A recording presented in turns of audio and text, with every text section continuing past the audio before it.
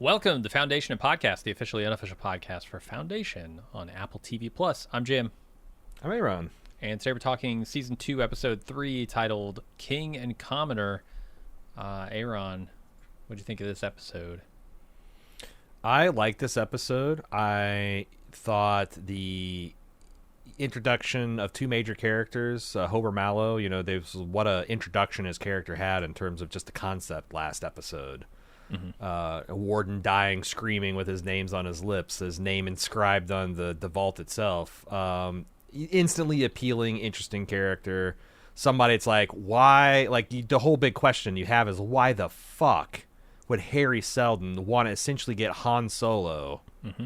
How could Han Solo be the key to anything, right? How could some scoundrel, vagabond, con man, flim-flam man be that? And then the other, at the other end of the scale of gravitas and importance is General Bell Rios. We talked about, like, last season, when they black bagged that poor young woman and sentenced her in eternity to sensory deprivations. Like, wouldn't it be an interesting idea if, like, we visit somebody that gets visited some of these exotic punishments by Empire, and like, kind of Bel Rios is not that, because clearly he wasn't, memory hold for an entire lifetime, but doing 6 years of just the worst kind of labor, thinking that your family's been murdered, and then just out of sheer duty, you come back full knowing that this is such a treacherous institution, a poorly led institution, but you do it for the people. I thought that was a really cool conceit. And then, honestly, I mind fucking blown by the end of this. We have a corporeal Hari Seldon again. Yeah, how's that possible? Yeah, what did you think of all the twists and turns?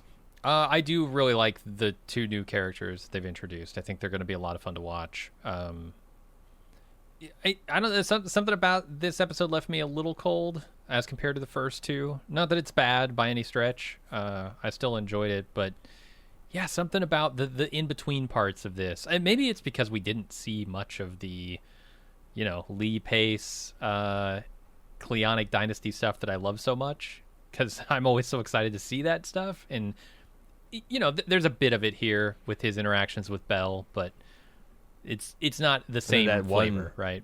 That one Demerzel scene where it's just sad. Yeah, it's just sad and pathetic.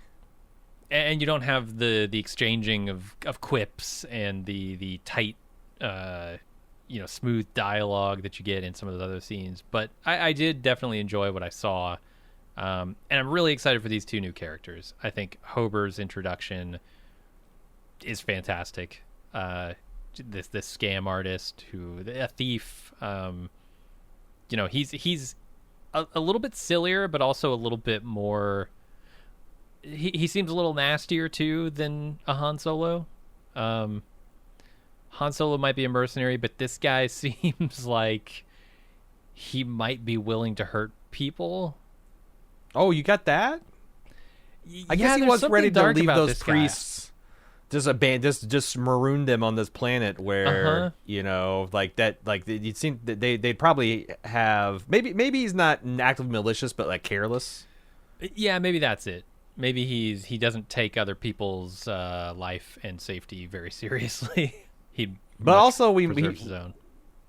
have been ill used by the Foundation. That you kind of get that hint that he maybe tried to do, like, quote unquote, the right thing, join the priesthood, be this, and that he just, because he's too Hober Mallow, or because the priests are too stuck on themselves, he couldn't succeed in that, so he just went and formed this parasitic relationship with the. He's a fascinating character. I didn't get a menace from him, as is more of like a rascal, but yeah, like a rascal who you can't rely on in any way. I always feel like Han Solo is somehow reliable. He'll at least try and stick to his word. This guy, I don't get any of that from him. I get my ass is the only thing I care about. I said the word rascal, and I think that's how Phoebe Waller-Bridge described her character in the latest Indiana Jones, and that's maybe a better, because like Yeah, yeah, she might fuck over Indiana Jones, but also he's Indiana Jones. He'll be all right, you know. Sure, Like, yeah. I'm watching out for myself. Everyone else must be doing the same thing. They'll be fine. Right. Yeah. But it's a I really thought fun introduction. I don't know, the Titans prick thing really got me. Dude, it was hilarious. Yeah, it's like a form of execution. It's like a Gallagher concert. Yeah. Or it's like something out of Idiocracy, right? Like, that's what prick. it is. Yeah, and they're wearing this ridiculous outfit. I remember like the first time I was watching this, I was like, the execution by the Titans prick. Like as I was like processing the words, that thing just drops down and obliterates that dude. And I'm like, holy shit. Yeah. Yeah, it was it was a lot of fun. The imagination that they use to come up with some of this shit. Yeah, it's good stuff. And I gotta say, I'm really liking Salvor a lot more this season. Like, I don't know what it is about Leah Harvey's performance, but it feels a lot more natural this season. It feels like last season she was really either hemmed in by some direction she was getting or something. This season, yeah, she's able to like just feel much more like a real person. Well, you know, because I've been trying not to say about this because I'm trying not to talk about stuff that I've seen no one else has. But I remember early on in the season, I was a little dismayed that the stiff and kind of wooden quality in the relationship between the two. But as each successive episode went by, I thought it got a little bit more natural, and they have a little bit more chemistry. And now I think it's like intentional because like Salvor Hardin is kind of like a homeschooled kid. Yeah. Where she was off in this weird backwater thing with a very intense way of living and a very different way of thinking than everybody. And she was raised with like these really outstanding moral principles. And then she's thrust into a world that's in the middle of a crisis. And now she sees a different side of her hero. And she's met her and like she's growing up real fast. Yeah. And her performance is really opening up with that. And I'm really liking it. Yeah, that's one of the things we learned last year is like, you know, Salvor Hardin has this reputation in the books, but you know, she hasn't quite become that Salvor Hardin yet, and I still don't think that they have finished that arc, but like it feels intentional now that she is rounding into a more, you know, less naive, less idealistic, but ultimately probably more effective person. Mm-hmm. Yeah, no, I like it. And it felt like in the first season, maybe she had a lot of expectations put on her as the warden, right? And she was trying to act that part. And now that she's out of that role, it does feel like she's becoming a more her own person. And I like that a lot. Hopefully she can crack the kind of hard-shelled nut that is Gale. Because Gale, I hope Gale is not one note angry at Harry the entire season. It feels like that's starting to move. We're starting to move past that a little bit with, you know, Salvor kind of pushing her past that. Well, and she also realizes how much she's owned her kind of impetuousness is. Because, yeah, like Harry should have done a lot of things differently. But honestly, as she's looking back, she probably should have done a lot of things different. Mm-hmm. Yeah. So we'll see if that nut is cracked. There's this potential trinity of Gale, Salvor, and Harry that would probably be pretty entertaining, especially like you know, slightly mad artificial construct that's now back encased in meat again. Right? What is he going to be like? And why? Like, there's so many mysteries about like why did he go to this planet? What is the nature into a human of this Kale individual? How do you gin up some kind of apparently human body for this guy to inhabit? Yeah, I can't wait to see what the answers are. Yeah, same here. Well, maybe we should get into the recap then. Yeah. Oh, before we do, this episode was directed by David S. Goyer. I believe the previous episode was co-written and directed by David as well. We've talked to him since we started doing this podcast, or since the first podcast came out, and he mentioned that he would be happy to come back to the podcast and talk more Foundation. We, of course, would be thrilled to have him back. He indicated that maybe episode 6 would be a nice little mid-season point for us to catch up, and then maybe we can do another wrap up, answer your guys' questions and stuff. So keep in mind going forward, if you want to put Goyer's name, like Goyer, in the subject line, if you want me to give special attention to anything that you would like to ask him. I can't promise that I'll send everything in, but yeah, if you got a question that strikes our fancy, we'll pass it on. Foundation@baldmove.com if you want to send that in. But yeah, we're again looking forward to talking, because those conversations were really entertaining. He was a really fascinating guy to talk to, and he's got a lot of passion for this material. So, and I will say that with the strike, things could change on a dime. Like who knows? Yeah. Like obviously he's not beholden to come on the podcast. If it would fuck up any of the strike kind of details and stuff, then obviously we'd respect that. Totally understand, because big supporters of the writers and actors unions over here. So yeah, now I think with all that aside, we're ready to get into the episode. All right, we start off with Salvor and Gale, and I guess Harry all arriving at what they think is Ignis, and Gale has a conversation with Salvor where she, wants to believe they can change the future that they saw. Salvor doesn't think they can, and then Harry pilots them down to the surface of this desert planet with abandoned mines. It's not Ignis. In fact, it's what is the name of this planet? Una's world. Una's world, right? An imperial mining site that has been exhausted and abandoned 3,000 years ago. Gale and Salvor want to know what the fuck. The Prime Radiant wanted him to come here and visit some place in the mountains, and he needs him to transport the Radiant up there. And Gale doesn't want to do it, but Salvor convinces her to.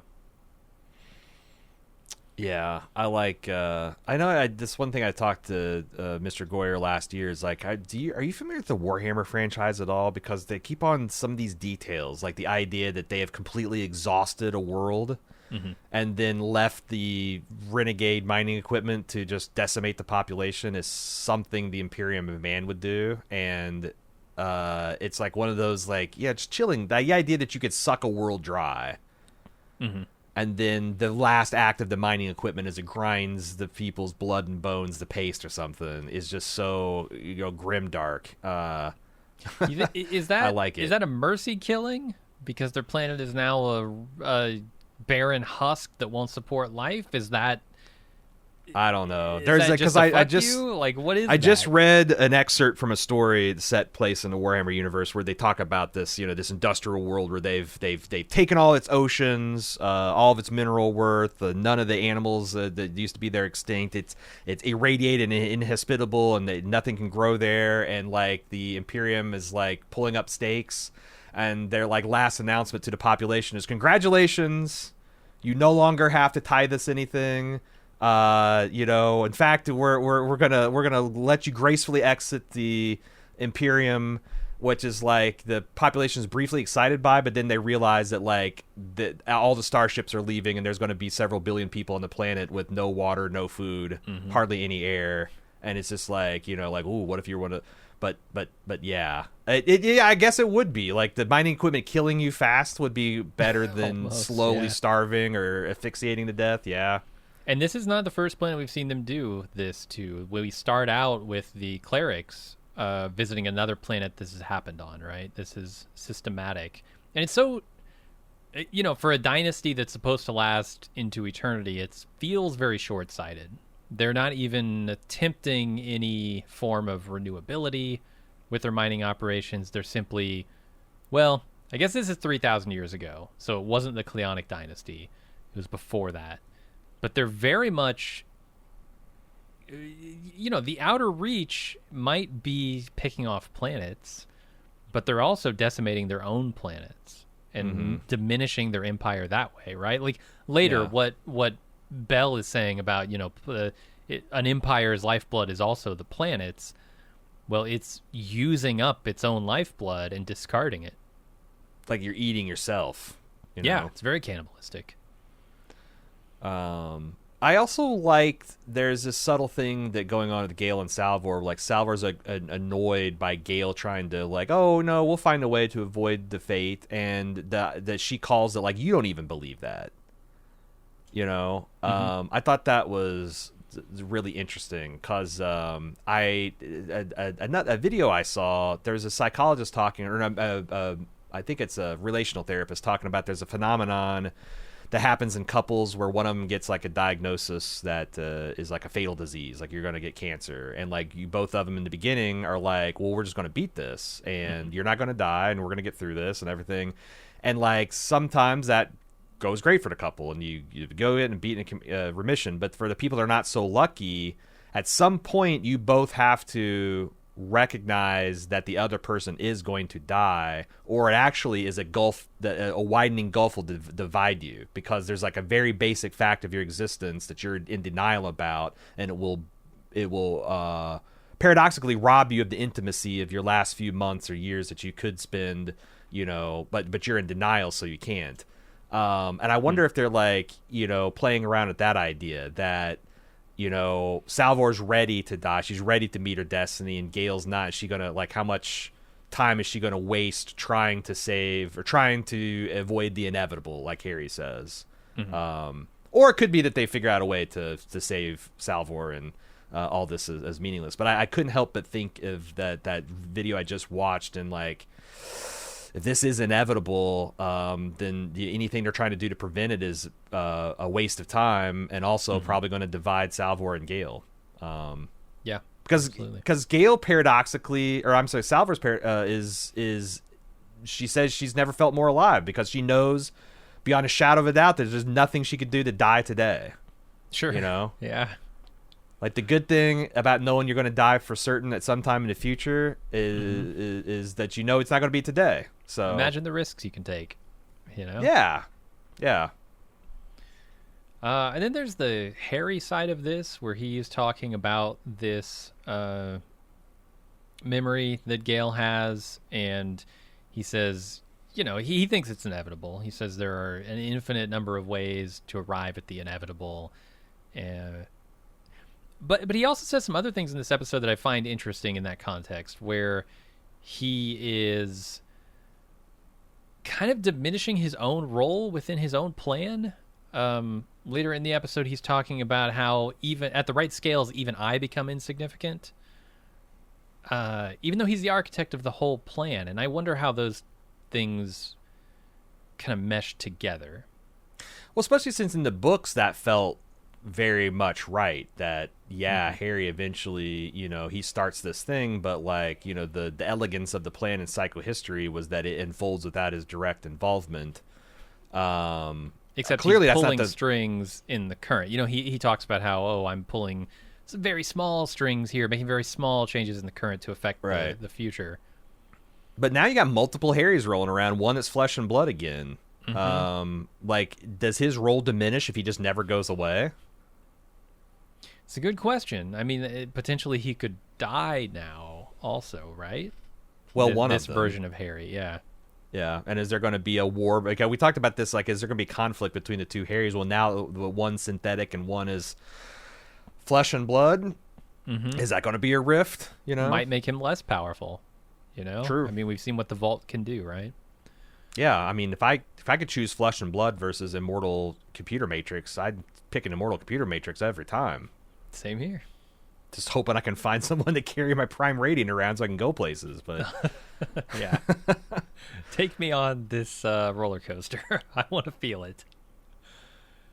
So on Terminus, the Director's Council tries to figure out the meaning of the Vault killing the Warden, but there's a big argument. You know, Polly and him are butting heads, but he manages to convince them to find Hober Mallow.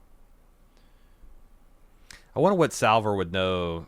There's a crystal bust of her in the the High Council meeting room or whatever of the Foundation.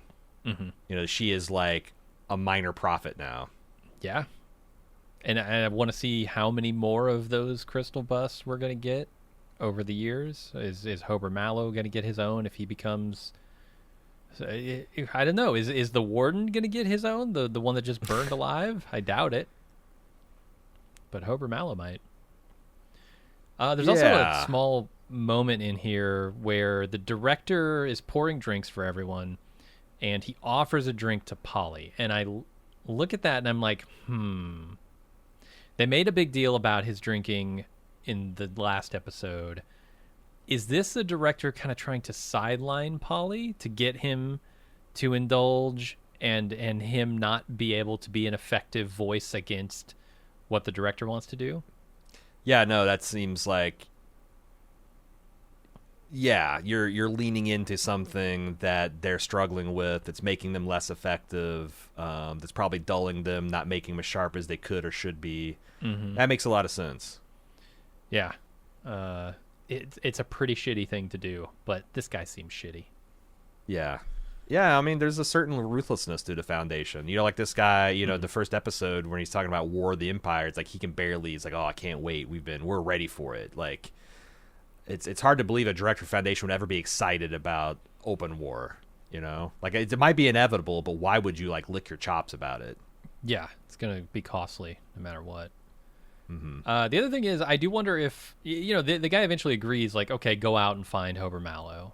But I think there's an opportunity here for bad things to happen while Polly's gone. Because Polly is the only voice in this room looking to find Hober Mallow. I wonder if the director is going to try anything with the vault. I mean, more people want to die screaming. They have this like whole line of armed wardens cordoning off the vault. So it's like, I don't know if they're going to try anything. But then again, if Polly and Constant plan into motion, because he's not on board with the Hober Mallow gambit, which I don't know what the alternative is, right? Like, and I totally understand now, having met Hober Mallow, why he would be skeptical to put a scoundrel, a rascal. Sure. Why he would want to insert that into the vault and just see what happens, And there's also like you could, like someone said, it could be a warning. Yeah, he says get Hober Mallow. What is true? What is that warning? I didn't buy that argument. It's true. Yeah. That seemed thin. Anyway, Polly tells Brother Constant what he knows about Hober Mallow, and then says we're going to Corel to find him, and they take off. He's a species of nut, trained by the priest of Foundation for missionary work, but he was just too much. Instead, he trailed the missionary fleets, selling fake relics. Like, he was arrested after selling 38 finger bones from Hari Seldon.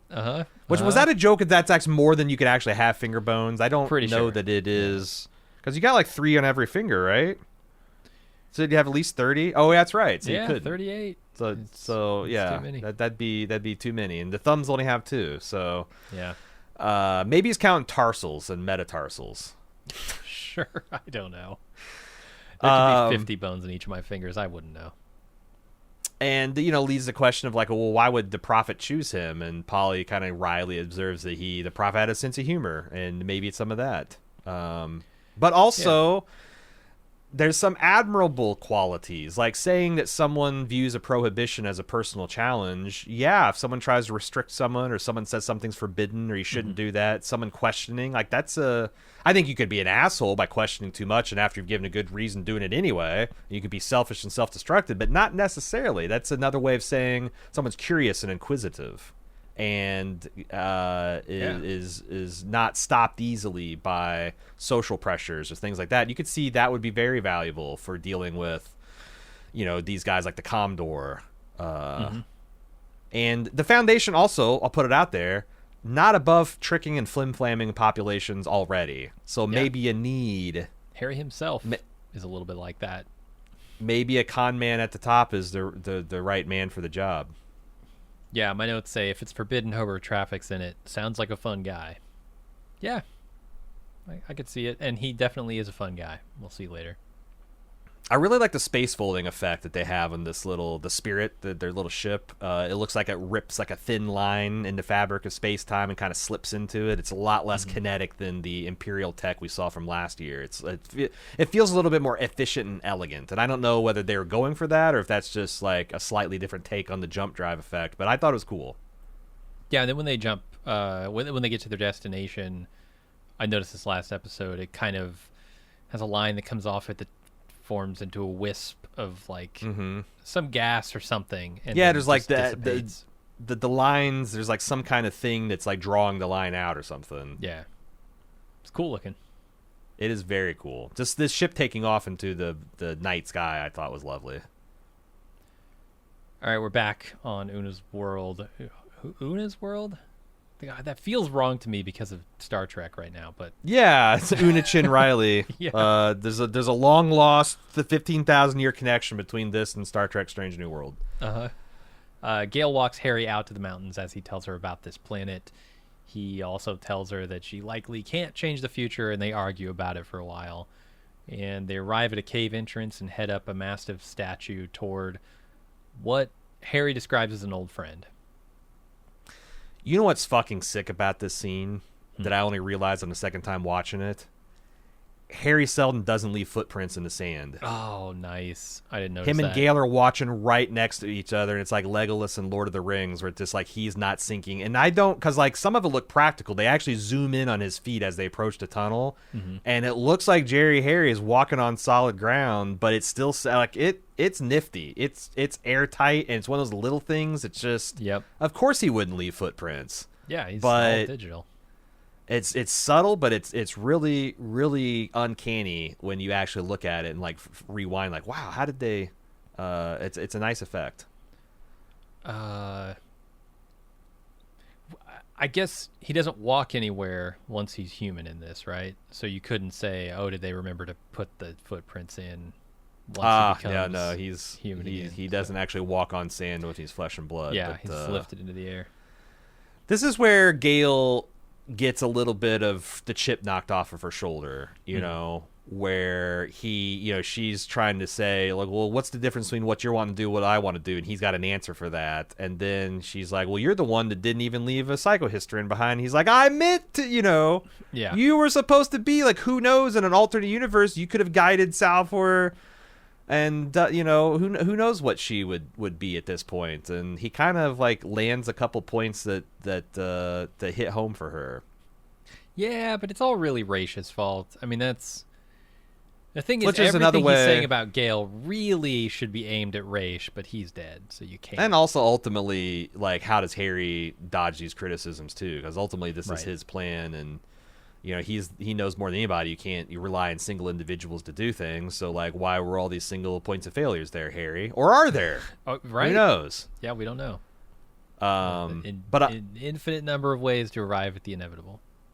I like the line that he has that the emperors are hollow men who rule over hollow worlds. That was, like, how many of the imperial planets are these dead worlds, too? Like, Right? I Do bet they still don't count keep... these as part Well, of the I imagine empire? they count them, but I bet this isn't what is on the galactic news. How Yeah. many of these sucked out worlds that they've got.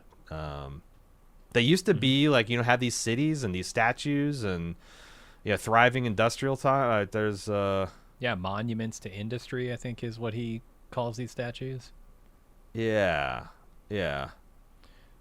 Which at this point is kind of a cruel joke, right?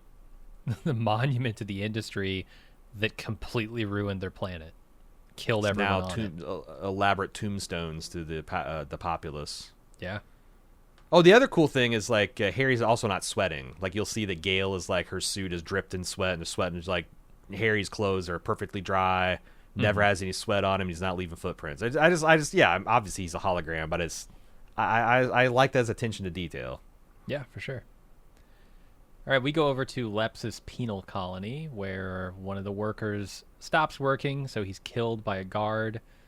A guy goes over to try and help him out, and then Demerzel lands, and turns out this guy is Bel Rios. She gives him an offer to lead the fleet. If he completes it, he can go free, and he tries to negotiate a little bit of a better deal for him and his fellow prisoners, and he does. And then the thing that really seals the deal is that Demerzel offers to reconnect him with his husband, who he thought was executed 6 years ago. And that the guy's name is Glaywin Kerr, I think. I have no subtitles, but it sounds like Glaywin. Yeah, he calls him Clay at one point in the episode. Oh, Clay? Okay. I think that I don't understand why Bel like a lot of what Bel Rios does in this episode I think tracks, but ultimately I don't understand why he thinks the Empire will keep any deal that he makes with him. Like to the extent like I'm surprised that Demerzel pushes back against freeing everybody, because I don't think like they're going to let these guys have slightly longer breaks. Like what? I don't believe that for a second. I believe that if Bel Rios completes whatever mission the Empire has him set out to do, that he will be beheaded on his arrival and as thanks. Like, but I guess if you believe to your bones and what Bel Rios is saying here, that like that all might come to pass, but I can still save some people. I can still protect some people. Maybe that makes sense. Mm-hmm. And I think Demerzel pushing back is kind of smart, right? Because if she offers him everything he wants without a moment's hesitation, I think he worries a little bit more about the outcome of this plan. But I just don't think he's stupid enough to think that the Empire's going to keep his world. No, he seems very smart. Yeah, he's like, his leadership is capricious and unwise, therefore he can be trusted. That's not where that And he's also ballsy, like he's they've already taken everything from him in his mind, and Demerzel calls back and says it's time to lead your troops again, and he's leading off with his anti-day rhetoric. Yeah, he's got nothing to lose, I guess. I mean, I guess at that's worst, true. Maybe he's taken out of the labor camp, and right, gets to spend his last days on his ship with his old crew, right? Yeah, but they're definitely showing this is a good man. This is a capable man. Yeah. This is a man that cares about people. Even this old man who's almost used up, he's trying to save. Mm-hmm. But also, loyal to the Empire in the sense of its people, not necessarily capital E Empire. Yeah, and true to his word. He's honest. He seems to have many very good qualities, let's say. Lawful good. Is this what this guy's whole thing is? But not 100% lawful good, because he will disobey an order from time to time. If he thinks it's in the best interest of the Empire. Mm-hmm. Guy's little laws of humanity that he's following. Oh yeah, his three rules of got to be loyal to the Empire, but you can't allow through inaction or action Imperial citizens to come to harm. Yeah. All right, Gale and Harry continue to a door with seemingly no way in. They do figure out how to open it, though, and find Kale on the other side. Harry tells Gale to go back to the ship and leave if she doesn't hear from him in 6 hours. And he enters the chamber, and the door closes, locking her out. Open a wall, it becomes a door. That's a hilarious line to me. I don't know why. It's the term open a wall. Honestly, it becomes a hole. Whether it's a door or not, I think is debatable, but yeah. What's your feeling about this Kale? My feeling? Is this a real person? Well, I mean, inside the Prime Radiant, I thought it was the representation of the consciousness of the Prime Radiant. I wonder what's happened here. Is this something where the Prime Radiant, being in close proximity to this facility, whatever it is, already transfers out the consciousness of the Prime Radiant into this facility? And that's why we're seeing Kale? Or is this something where Kale is maybe flesh and blood out here waiting to meet Harry at a designated time? Or is another copy of Kale or the real copy of Kale? There's so many possibilities here. It's impossible to really know yet. Yeah, and Harry drops the name of Alana, his life partner that also understands the Prime Radiant. I wonder if they're one fun storyline to explore would be like, what if there are multiple fathers and mothers of the Prime Meridian that were in on it with Harry and have committed their consciousness to some kind of digital form? Could be, yeah. And that they're like gonna, but like I don't know to what end, because I don't know what that adds or does to the story. But like I thought Callie existed a long time ago. I thought it was what I remembered from the first season, that she was long dead. Only her writings are left behind. So it's probably not a physical human Kale. But to answer your question directly, I don't think the Prime Radiant went there and then Kali sprang forth from it and opened the door. I think the Prime Radiant was drawn to this location and met a presence that opened the door that was Kali. That's how I took it. Okay.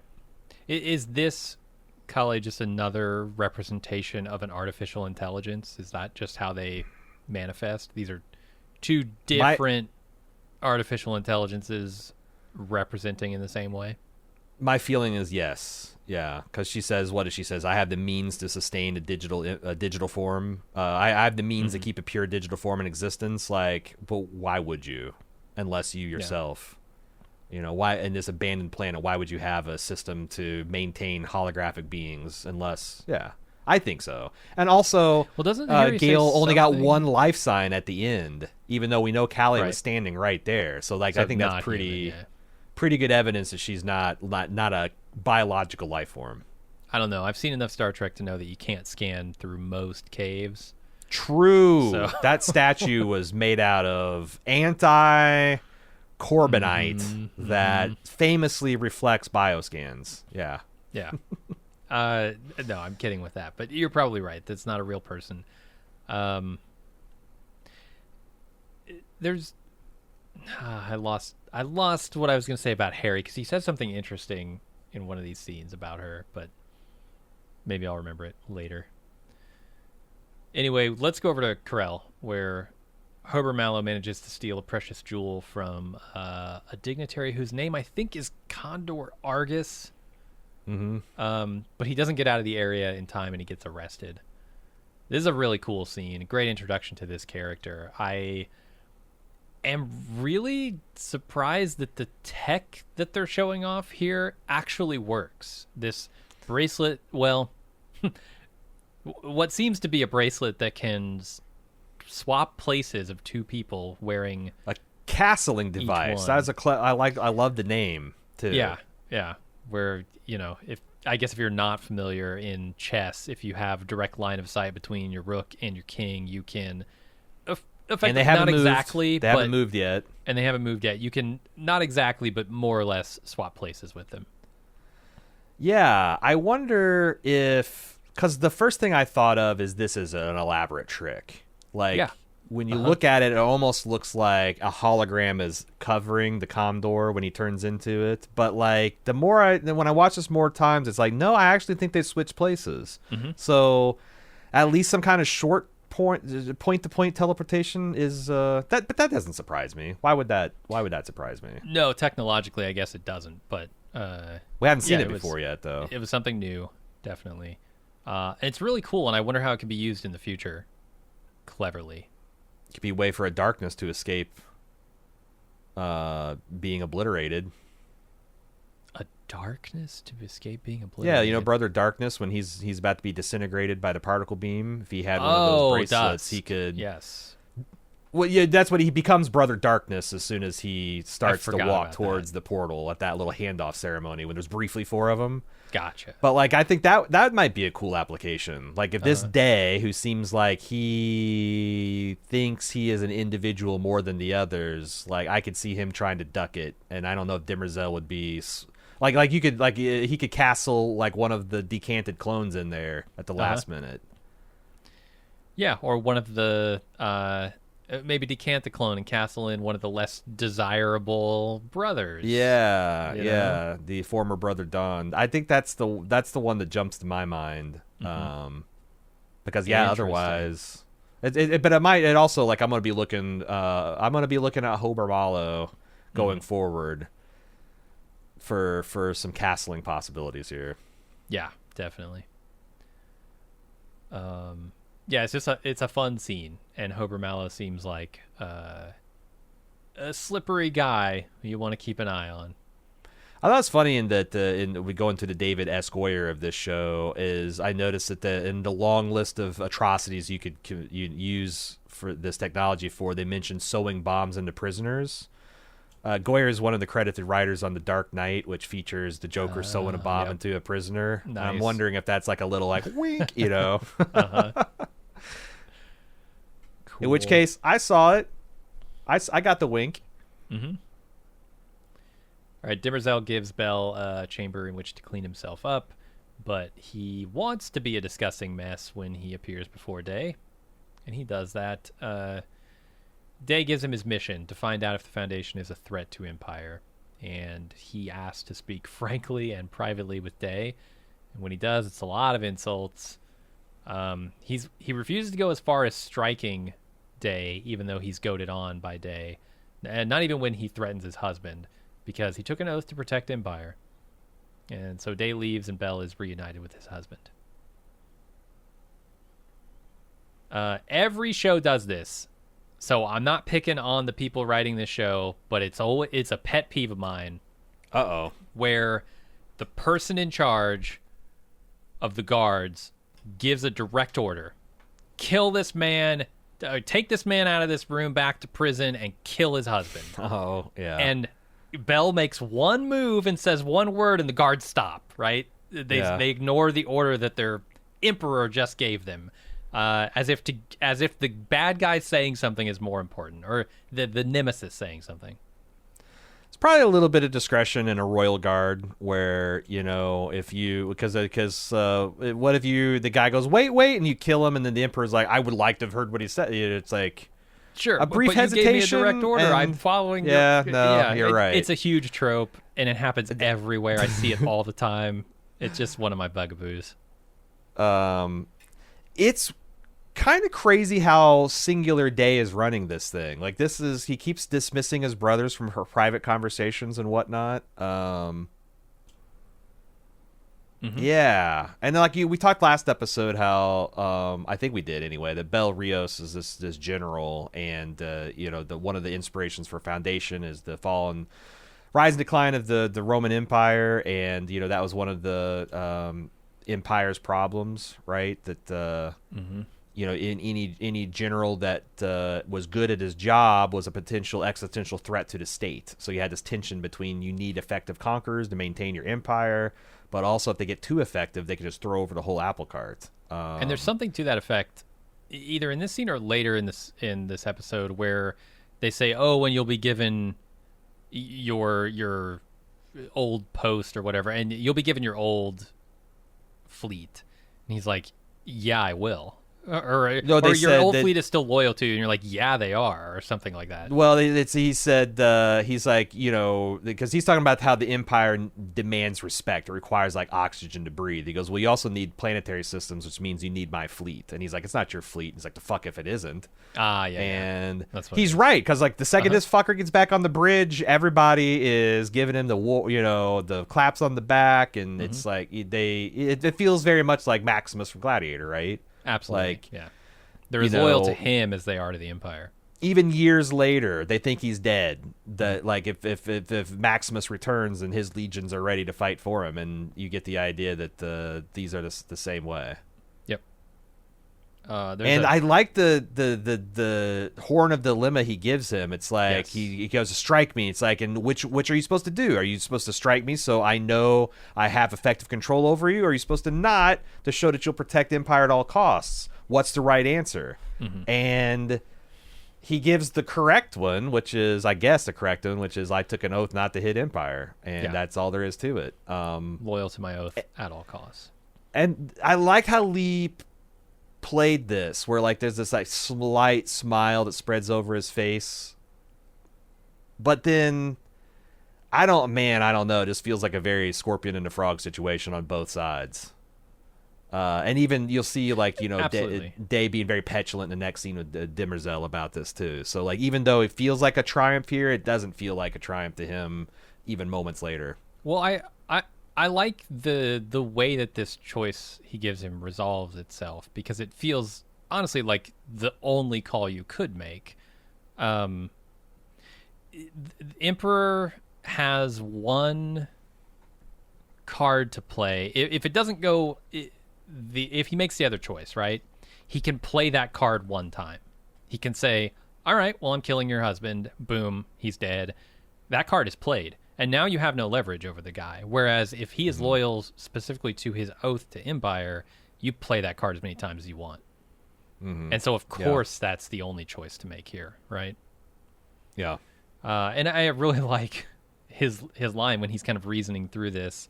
An emperor is trying to goad him into making the wrong choice. He says, "I'll not strike my emperor, not even for your husband's life." And he said, "My husband's been dead 6 years." Yeah. Kind of using his own actions, his own cruelty against him in that moment. Right. I love it. Right. And also, like, I don't even know that he's not dead. Just you're saying he's behind this door, which makes the next scene very powerful of their reunion. Yes. Yeah, it is. This tearful reunion is very powerful, especially, the way he's so standoffish. And you see it from the very beginning of the scene. He doesn't run up and try and hug him and kiss him. And, like, he's very standoffish because it's been 6 years. He doesn't know what they've told him, his husband, about him while he's been gone. He looks like he looks. He smells like he smells. He doesn't want this to be the reunion interaction that they have any more than it needs to be, right? And then he's going to go clean up in a scene later. I thought this was because I could see like couples in this situation in modern times, like behaving like where you're approaching trembling, and like then when you actually make physical touch, like the fact that it's real, and this is really happening, like overcomes you with emotion. But in this era where, as far as he knows, this could be a hologram. This could be someone dressed like that physical touch, like seeing that this is something real, a warm, living, like it's like a double confirmation. And the fact, like, clearly the physical touch is such a big thing to him, and his husband wants to hug him, but he also is so proud that he's like, I'm not ready for this because I'm still a prisoner. With bad teeth and lice. I want to meet you as your actual husband. And there's this really tender scene of them, him showering and his husband cutting his hair and giving him a beard, and in the course of this, revealing his, I guess, imperial brand. That I wonder how, like, is every person in the Imperial Navy get this branded on their back of the neck, or is this just for like generals or something, or is this like a voluntary thing? He did like a tattoo. No, I assume this is a prison camp, a labor camp thing. Really? This is a punishment. I don't think this is part of the military. I took this as like, the SPQR type things that all the Roman legionnaires got, as tattoos or something, is like a solidarity thing. But in the back, because what he says later about, those decisions kind of leaving a scar on you, and then, he touches the back of his neck where that brand is. It could be. I think that's what they're getting at. And you don't notice it before he cleans up, but there's a pretty big age disparity between these guys. I would say Bell is maybe 20 years older or so than Glaywin. I think that's his name. I didn't catch that, I guess. Pretty sure. I don't know if they're like trying to do anything with that, but we'll see, I guess, as this relationship becomes clearer, comes more into focus. Okay. And during that scene where they're cleaning up, you've also got Demerzel and Day like spying on them. And Day is just really in the grips of this existential doubt, where he has got the result that he sought out and wanted after Demerzel convinced him. But he's like, is this good policy? Is it the echo of good policy? Is it the genetic sense memory of good policy? Like, if any of my thoughts and actions my own?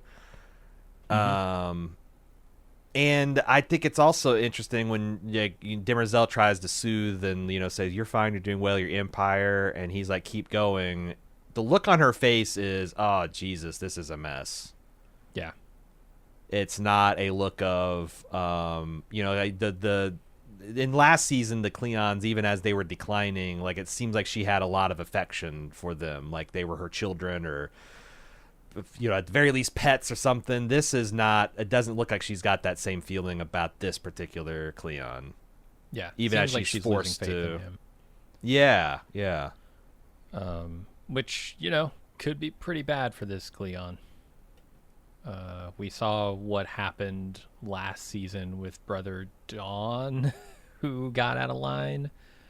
There might be some consequences for Brother Day here, but we'll see. Snappy. But you never know, because it could be that she's this.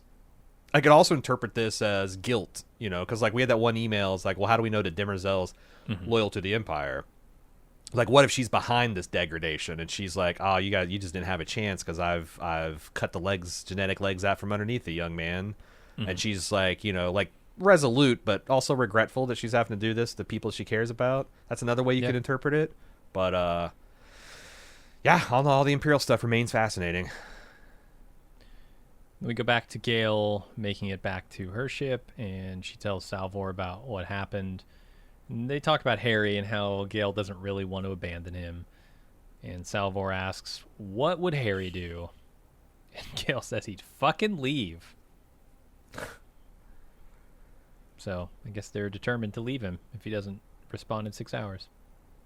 I thought it was interesting that Gale's father, not Gale, Salvor's father said, you can never let your sense of morals prevent you from doing what's right. Mm-hmm. That's seen as a Sphinxian riddle. What? It's basically saying go with your gut, right? But is what that boils down when to? we're talking about doing what's right, what informs your sense of right other than your morals? Your gut. She's getting so caught up in the puzzling out the morality of each choice that she's not going with what she feels, I think is what that means. And in her gut, she says, we should fucking leave him, right?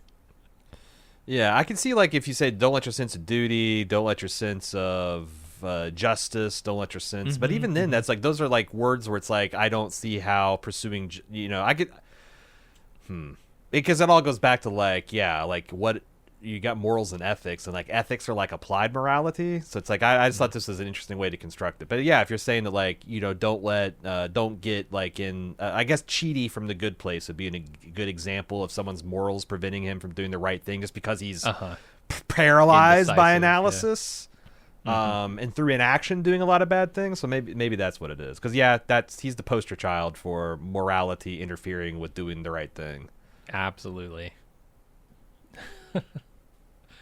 All right, let's move over to Polly and Constant arriving on Corel, where they find Hober Mallow up for execution by Titan's prick. By the Titan's prick.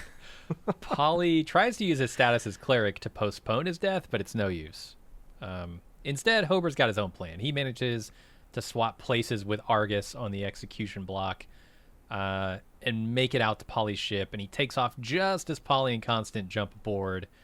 They kick him out of the pilot seat and drug him into submission as they head back to Terminus.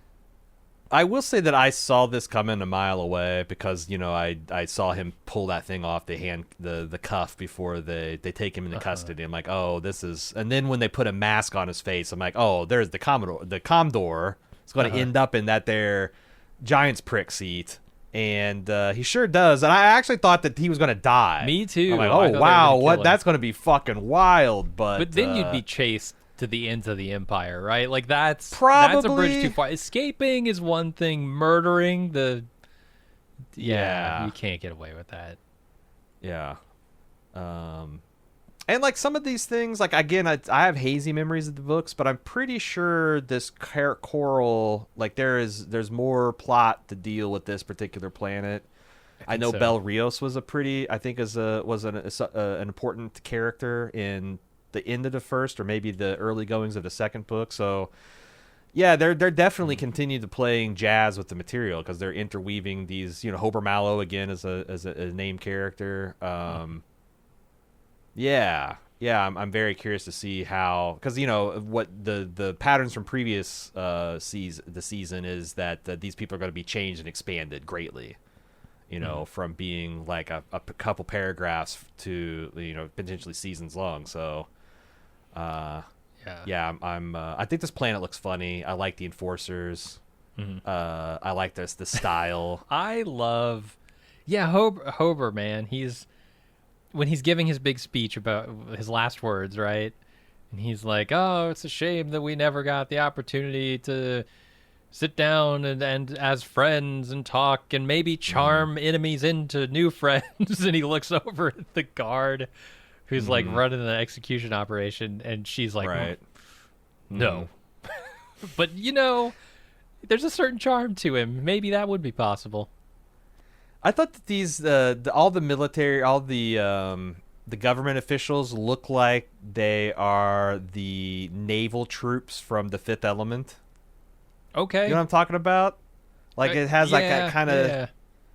Yeah. Like all the people I around liked the it. president most of that movie, right? I thought the Commodore looks very much like the presidential advisor that kind of pervs on Lilo at the beginning. I was thinking Star which Wars. I think suits his character. There's a very like big Star Wars vibe in these uniforms with the Imperial officers, I think. Very, very, militaristic, authoritarian. Yeah. Exactly the kind of thing that Hober might want to get one over on. Yeah, and you can see like Brother Constance is a little attracted to him. Like she likes his confidence, and he's like, "Oh, he's confident." And Polly's like, "He's appalling." And then as they realize, like, "Oh my God, he knows we have a jump ship. He's going to try to steal it," and they like barely make it on board. And I really like this ship. I'm really a sucker for variable geometry ships that, like, I don't know, maybe because I grew up in an era where all the coolest airplanes had the swing, swept wing, swing wing, F-14 kind of things going for them. But I do love a ship that does a little bit of transforming when it gets ready to fly. All right, Glaywin suggests to Bell that they run from the Empire. He refuses because he has to protect everyone from Empire's poor decisions. Glaywin gives him a necklace with a pendant and calls him General, and they fly out to a ring of Trantor where he's reunited with his old crew, and they jump toward the Outer Reach. What do you think's going on with this necklace? It's a badge of office. Does it actually do anything else? I assumed it's just representative of his station, but I don't know. So that's just that. It's just kind of like a welcome back general. It's not. I think anytime I see a got, gadget being handed to somebody with an inset shot, I think, oh, this is something to remember for the future. It very well could be.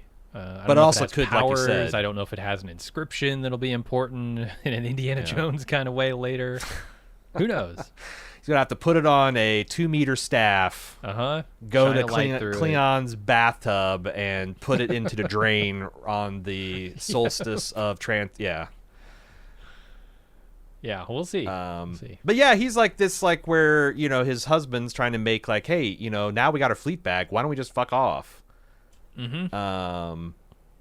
And because, you got the loyalty, the people do it. And he's like, look, I'm not a revolutionary. And as much as I'm a revolutionary, I'm even less of a deserter. Because the fact is, there's all these trillions of people that the emperor thinks is disposable. And I'm the one man that isn't. And because of that, my duty is to protect all those other trillions. Now, this seems wretchedly naive. But I want it to not be. That he could do anything to protect these people? That he's going to be able to do something to protect the people and outsmart Cleon and be able to rein in the worst of Cleon's impulses while he protects, while he is faithful to the Emperor. It seems like that's just... wishing, that's just whistling past a graveyard. Wishful thinking for sure.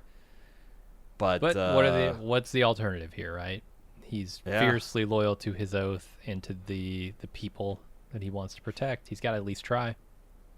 Yeah, they did some interesting world building here, which I think the show does so well. Like the salute, the Imperial Naval salute is essentially an inverted Klingon salute with like tapping the insignia of the Empire in their heart. I thought that was cool. I like the spacer teasing the general about being space sick. And that they have, like, you can see that this is like a crew on the verge of mutiny, because even the spacers like recognizing the way they all suffer under the Emperor's heel, that they're all controlled. None of them are trusted. None of them are valued or treasured. And then, they jump off with a big ass fleet. What is there, 20 ships in this? There's a lot of them. Yeah. More? I was wondering, I don't know if you saw this very closely or looked at it, but are the jump ships slightly modified now? Do they look a little more... They looked a little more Star Wars-y to me, a little more Imperial Star Destroyer. It looked like they were the same covered kind of thing. Yeah, but maybe not. It looked like they had the same basic plan, the kind of knife shape with the offset core and one end of it that was. But I noticed, like, I don't think and maybe this is a difference in civilian and military, because like I think they've slightly changed the jump effects. Okay. Or maybe those are just the civilian liners that do the really fancy jump that we saw last year in the first episode. But they might be a little sleeker, maybe a little bit more metallic looking. It felt like there was something slight else going aesthetic on. Differences. Or maybe more lighting coming off of them. I'm not sure. Because they've had several versions of that jump ship. I mean, Well, and it's 160 some years later. So even if we talk about we talk about the technological stasis, but that doesn't mean that like the designers wouldn't like update to keep it up with the current aesthetics of the time or Totally. But even in the old timeline, 100-something years ago, we had multiple versions. You had the Emperor's kind of personal jump ship, the Rubicon, which looked slightly different from the civilian ones, slightly different from the military ones. Yeah. Which looked different from the Invictus, so... Yeah. No, they really like spare no expense when it comes to the design of these ships. They take great care. Like you said, they sweat the details in the show. Yeah. And it all says something about, you can get an idea of like the society from the design of the things that they use and the clothes they wear. And I like that. It feels a bit like what they did with The Expanse, with the Rocinante over the course of that show. How so? Where they just kept, they'd go on a mission where they needed to add gas tanks to it or something. Yeah. And then those would just now we got the rail for gun a and season or two. Now we got the landing legs and it just kept on getting armor. Yeah.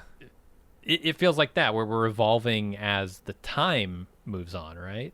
Because of course things in our world don't stay the same aesthetically, even if they're the same functionally, right? Like look at a toaster in 1950, look at a toaster in 2020. It's crazy different. Yeah. Aesthetically, but still performs the exact same function. So yeah, because like toaster technology is not in, like no, it's in stasis, baby. Have you looked at the inside of one? It's just a fucking coil, metal coil that's got too much resistance. It gets hot. Yep. Yeah. It toasts bread. What do you want? Right? If it ain't broke. Gale and Salvor decide to leave Harry, but when they try and take off, they crash through the ground, where they find an active autonomous mining droid, and they manage to evade him, both of those long enough to fly back out to the surface before they're refined. And then they detect a life form at one of the statues. Gale says, somehow this is Harry, and they head over for his location. When they arrive, they find him, flesh and blood, Harry. They grab him and leave just before the autonomous mining drones reach them. Yeah, I like this like little joke that pays off where the is it the scow? What are they calling this thing? The crow, the raven, the scow. The ship that they're in? Yeah. I don't remember. The Raven was the one that Gale arrived in, which burned up in a sun, I think. So is Hugo. This is Hugo's ship, the Scow. I like the little joke they play where the ship's giving warning messages about the unstable landing thing, and they're like, "Shut up, ship. What else?" And then like here, like they literally fall through this hollow crust, and as it does, the ship gives them the exact same warning. Yeah, I told you. I told you. Yeah. I thought that was really funny. And then here's the Harry gives the enigmatic uninhabited does not mean alone. And now, because these things are starting to wake up and they're going ape shit. Why do you think they're waking up right now? Is it just programmed to detect things, life around them and attack it? It must detect biofields. Mm-hmm. Whatever Hober Mallow was talking about, having to put gems in his mouth because it's his biofield surrounds it. Because I don't know. Unless it's Kale doing it, giving them some kind of artificial crisis. I don't know what else would cause them to hightail it to the... Although there's also this funny line, I thought, where Gale and Salvor is once they get into, 1,000 foot off the ground or whatever, they're like, did we shake them? I'm like, can these things take off? I think once you get, probably 300 feet in the air, you're safe. You're safe. But maybe not. Yeah. But maybe then not. They got these lasers. Things, I don't know.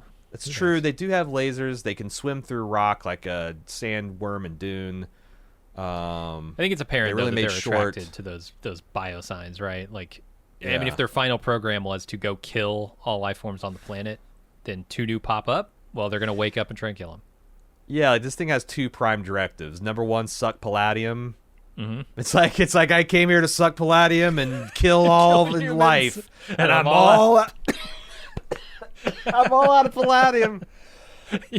I choked on my own joke. Yeah, because they are all about the crush all humans routine. And that's it, man. We're left to kind of twist in the wind on what we think is going on with Harry and Kale and how the hell. And Callie's got this whole, like, smug, my job here is done as the eyelid closes, and, she swishes off, and, but, like, yeah, who are you? What is your job? Here's what I'll say. Harry's ship was made from his body, right? Like, no, the vault itself was made from his body, literally. So, yeah, it took him apart piece by piece and created the vault out of him and his coffin. Mm-hmm. It's not hard to imagine that you could do the reverse. But she didn't have anything. It's not like if she had taken a prime radiant with her. Yeah, she's got his consciousness. So, yeah, I mean, she doesn't have his body as like a blueprint. Wait, did Gale give shit? Goddamn, did Gale give her the prime radiant? Well, plus we know the prime radiant isn't literally Harry because he built it before he died. No, Gale took the prime radiant back to the ship with her. Okay. Because right, I don't know, it's going to transfer me out into this chamber. She has the means to support. I don't know what part of Harry she would have used to reconstruct him, if that's where you're going with that. Yeah, just his mind. I mean, the body, I guess, would have to just be wholesale recreated. Oh, just like his mental algorithm is enough to reconstruct the body? Oh, no. I guess I'm postulating here is, look, if you can atomically deconstruct a body, you could probably atomically construct a body. Construct it. I gotcha. Not necessarily from any part of Harry. Yeah. But I don't know. We'll hopefully find out more about that. I'm going to have a lot of questions. I do, so I hope that Gale and Salvor both have questions, but he doesn't seem to know. He's very confused when he wakes up, right? He's like, she asked him, how is this possible? And he's like, I have no idea. And that's interesting because, we're always talking about sufficiently advanced technology and distinguishable from magic. Fairly sophisticated people from this timeline have no fucking clue how this happened. This is like magical to them, which I think is telling. It's interesting. Yeah. And it's all ringing in my ears with him saying, at scales large enough, I become insignificant too. Has this plan just kind of exceeded the grasp of Harry at this point? Is that what's happening here? Is this plan spinning out of his control? Yeah, and it seems like it's all at the direction of the Prime Meridian. He's like following that along like a lodestone. This isn't stuff that he's wanting to do. It's what the Prime Radiant requires. The Prime Radiant requires you to be in a flesh and blood body. Interesting. Yeah. Is there still a copy of him inside the chamber here on Una's World?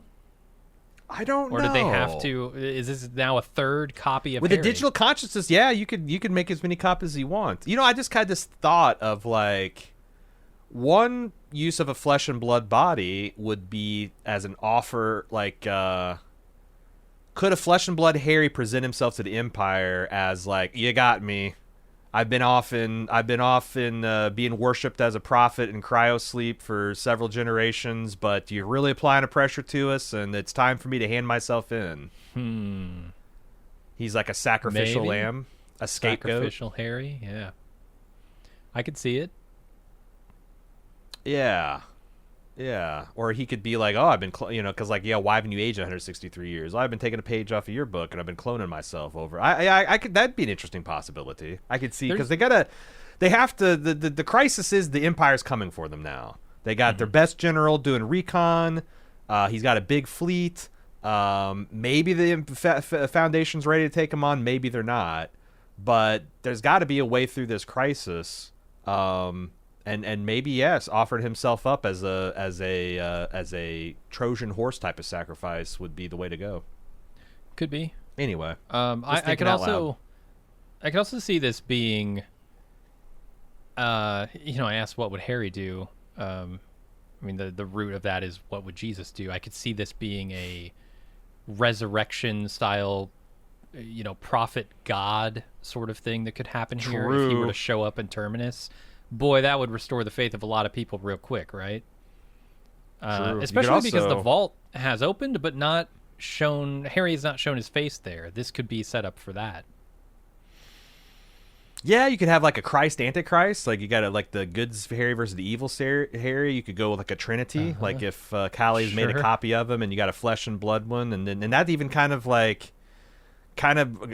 got the God the Father, God the Holy Spirit, God the Son. He's made flesh again. There's a lot of interesting Judeo-Christian mythic areas they could go down with this path. Like I said, this is and we're so far off the literal page. It's like I feel like I can speculate to my heart's content on these things. Of course. The thing that I love about it, though, is there's no way to point at this and be like, oh, this isn't realistic. Like, that technology is stupid. Because so much of this has been magical, practically magical, but based in science anyway. So now it's like, they could bring Harry back in a human body. Not a single problem with that. No, nope. Yeah. So, I don't know. It's super interesting, and I'm very excited to see next episode. Is that it for the episode? This episode? Yeah.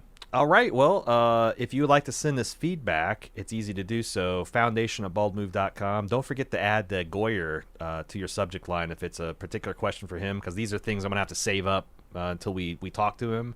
If we end up getting lucky enough to talk to him, foundation@baldmove.com. Once again, foundation@baldmove.com is how you send us feedback.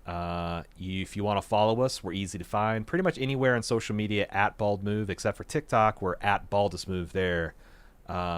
If you want to follow with all the latest weekly posts to show what we're doing and follow along all of our releases. And if you have been with us for a while and you would like to get ads out of your life and you would like to support our podcasts and keep us making more of them, we cordially welcome you to the club. You go to support.baldmove.com to find out how you can quickly and easily join to get tons of bonus content from Bald Move as well as ad-free feeds. And hey, the satisfaction of knowing you're supporting people out there making independent podcasts. Thank you so much for listening to this week's episode of Foundation. We'll be back with the 4th episode next week. Until then, I'm Aaron. And I'm Jim. Respect and enjoy the podcast.